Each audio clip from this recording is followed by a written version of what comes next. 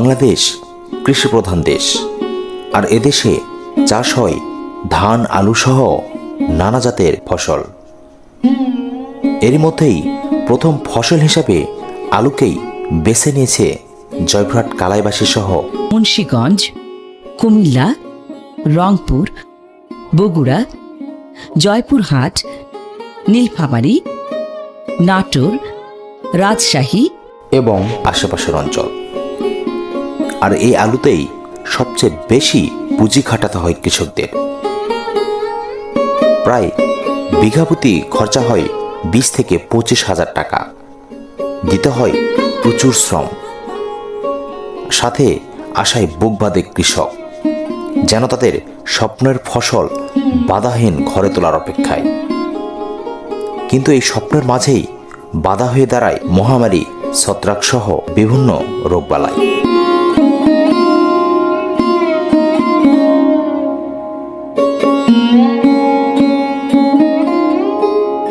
আলু ফসলের প্রথম ধাপে সমস্যা এবং সমাধান। আলু রোপণের পর জমিতে চারা গজানোর পরে কিছু চারা মিসিং হতে দেখা যায় এবং তা মাটি সরানোর পর আলু বীজ পচন ধরতে দেখা যায়। আবার কিছু জমিতে আলু গাছ বড় হয়েও তা হঠাৎ করে কিছু কিছু আলু গাছ ঢলে পড়তে দেখা যায়। এক্ষেত্রে গাছের শিকড় ও কাণ্ড ঠিক থাকলেও গাছ নেতিয়ে পড়ে। আক্রান্ত কাণ্ড পরিষ্কার পানিতে ডুবিয়ে রাখলে পানি ঘোলাটে হয়ে যায়। এ সকল রোগ বীজ ও ব্যাকটেরিয়াজনিত কারণে হয়ে থাকে। এভাবেই সঠিক ব্যবস্থা না নিতে পারলে 10 থেকে 15 দিনের মধ্যে জমি প্রায় 70 থেকে 80% আলু গাছ এক এক করে ঝিমিয়ে পড়ে। আলুর ফলন ব্যাপকভাবে ক্ষতিগ্রস্ত হয়। আর এই ধরনের রোগ একবার হয়ে গেলে তা সহজে নিয়ন্ত্রণ সম্ভব হয় না। তাই পূর্বে থেকে সচেতন হয়ে ব্যবস্থা নিলে এ ধরনের রোগ প্রতিরোধ করা সম্ভব। বীজ আলু লাগানোর পূর্বে বীজ শোধন খুবই গুরুত্বপূর্ণ। তাই বীজ আলু লাগানোর পূর্বে কার্বনডাইজিম গ্রুপের নিডজিম অথবা ম্যানকোজেব সাইমোক্সালিন ডাইমোথোমাব গ্রুপের ছত্রাকনাশক নিধন প্রতি 10 কেজি আলুর জন্য 25 থেকে 30 গ্রাম পাউডার 10 লিটার পানিতে মিশিয়ে আলু বীজ 5 থেকে 10 মিনিট ডুবিয়ে রাখতে হবে।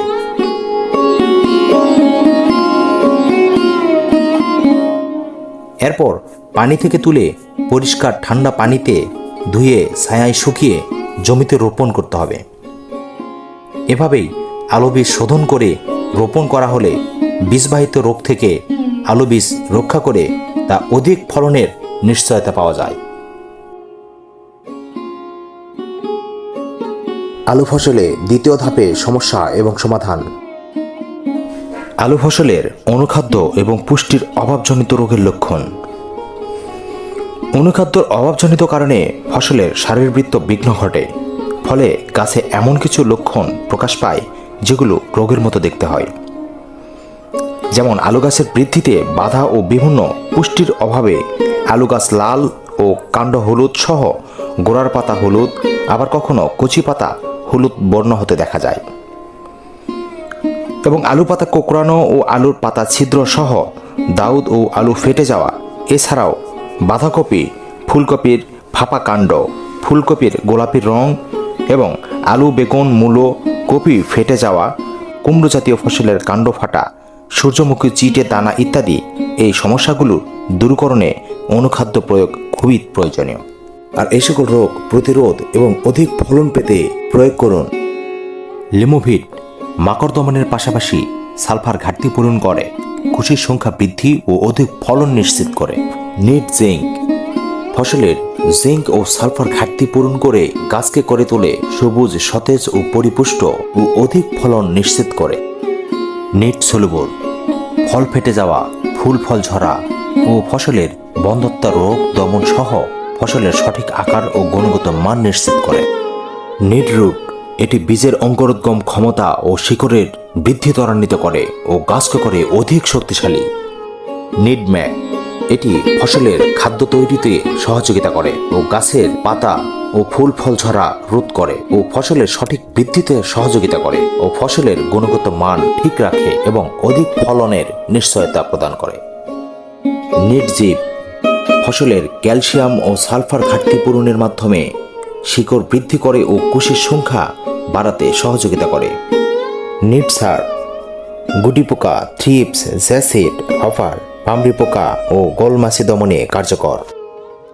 প্রতি বিঘায় প্রয়োগ মাত্রা: লিমোভিট 1 কেজি, নিট জিঙ্ক 1 কেজি, নিট সোলোবর 500 গ্রাম, নিট রুট 2 কেজি, নিট ম্যাক 1 কেজি, নিট জিপ 5 কেজি, নিট সার্ফ 200 ml সারের সাথে ভালোভাবে মিশিয়ে শেষ চাষে প্রয়োগ করতে হবে।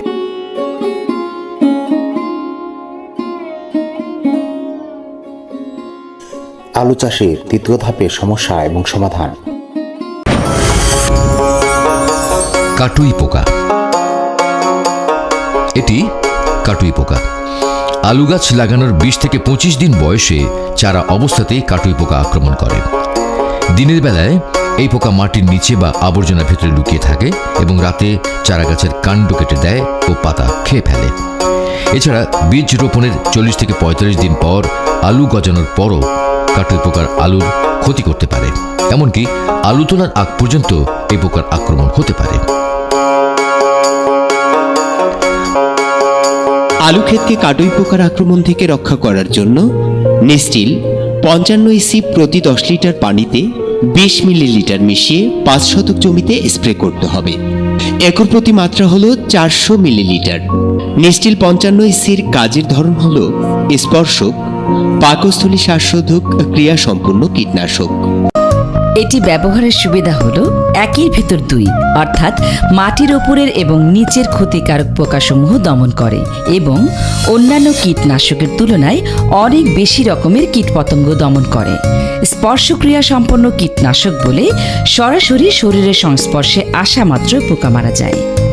পাকস্থলীয় ক্রিয়া সম্পন্ন কীটনাশক, তাই স্প্রে করা পাতা, ডগা ইত্যাদি থেকে রস খাবার সাথে সাথে পোকা মারা যায়।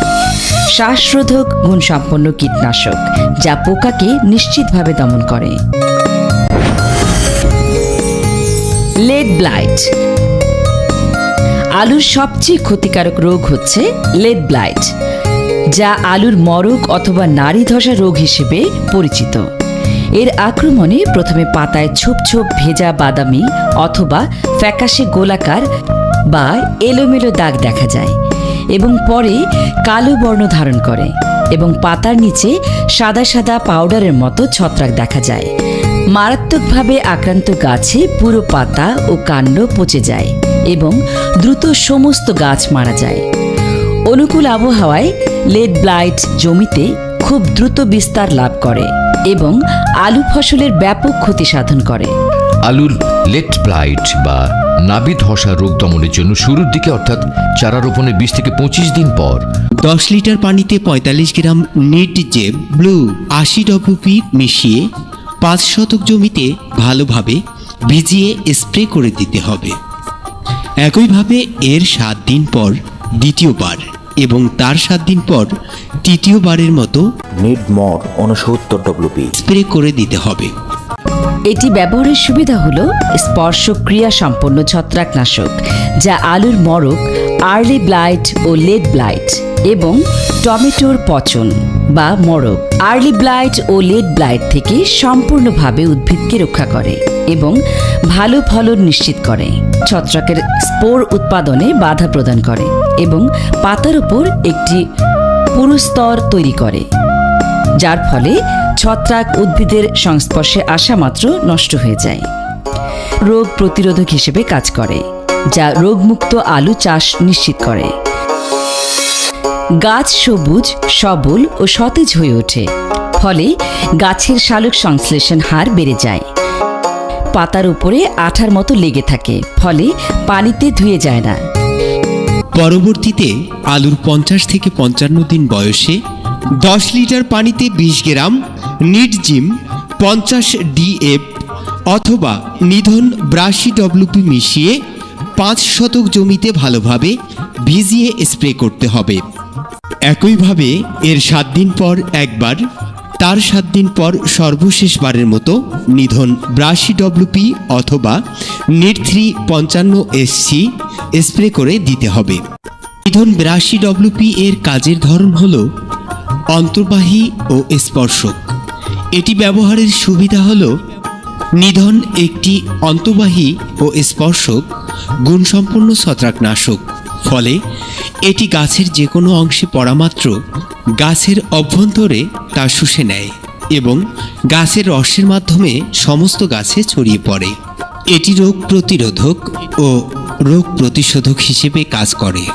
গাছ সবুজ, সবল ও সতেজ হয়ে ওঠে, ফলে গাছের সালোক সংশ্লেষণ হার বেড়ে যায়। টিস্যুর মধ্যেও দ্রুত প্রবেশ করে এবং পাতার উপরে আঠার মতো লেগে থাকে, ফলে কুয়াশা অথবা বৃষ্টির পানিতে ধুয়ে যায় না, যার ফলে বৃষ্টির কারণে রোগ নিয়ন্ত্রণ কার্যকলাপের ব্যাঘাত ঘটে না। দাঁত রোগ। আলুর আরেকটি উল্লেখযোগ্য রোগ হল দাঁত রোগ। আলুর 2 ধরনের দাঁত রোগ হয়, একটি শুকনা পচা এবং অপরটি ভেজা পচা। দাঁত রোগের আক্রমণে আলুর গায়ে এরকম অমসৃণ দাগ দেখা যায়। আক্রমণ বেশি হলে আলুর গায়ে দাগে ভরে যায় এবং অসংখ্য গোলাকার গর্ত দেখা যায়। আলুর দাঁত রোগ দমনের জন্য 10 লিটার পানিতে 20 গ্রাম নিধন 82 WP অথবা নিটজিম 50 DF মিশিয়ে ভালোভাবে স্প্রে করে দিতে হবে। একর প্রতি মাত্রা হল 400 গ্রাম। আলুর লেড ব্লাইট এবং দাঁত রোগ ছাড়াও আলুতে আর্লি ব্লাইট, উইল্ট ইত্যাদি রোগ হতে দেখা যায়।